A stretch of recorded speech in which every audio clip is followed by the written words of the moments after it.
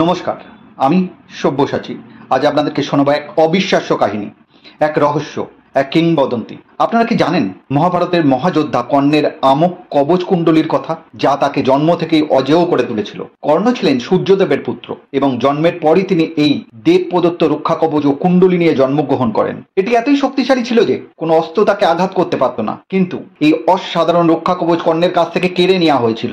মহাভারতের কুরুক্ষেত্র যুদ্ধের আগে দেবরাজ ইন্দ্র কর্ণের শক্তি সম্পর্কে সচেতন ছিলেন। কর্ণ ছিলেন সূর্যবংশীয়, কিন্তু তার ভাগ্য তার প্রতি সদয় ছিল না। তিনি কৌরব পক্ষের একনিষ্ঠ যোদ্ধা ছিলেন। কৌরবদের বিজয় নিশ্চিত করতে ইন্দ্র ব্রাহ্মণের ছদ্মবেশ ধারণ করে কর্ণের কাছে ভিক্ষা চাইলেন। আর দানশীল কর্ণ, যিনি কোনোদিন কাউকে খালি হাতে ফেরাননি, বিন্দুমাত্র দ্বিধা না করেই তার জন্মলগ্ন থেকে পাওয়া কবচ কুণ্ডলী দান করে দিলেন। এটি ছিল কর্ণের জীবনের সবচেয়ে বড় আত্মত্যাগ।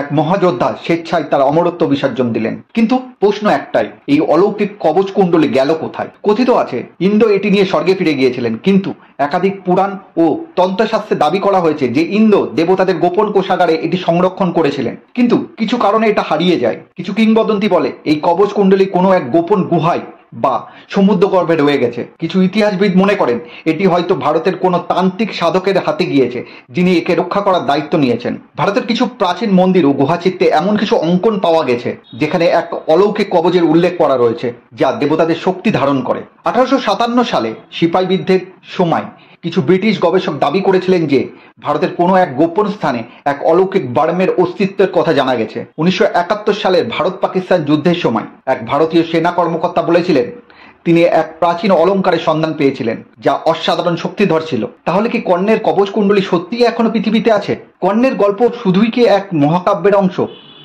নাকি সত্যি এমন কিছু বিদ্যমান যা আজও এই পৃথিবীর কোনো গোপন কোণে লুকিয়ে আছে? আপনার মতামত কি?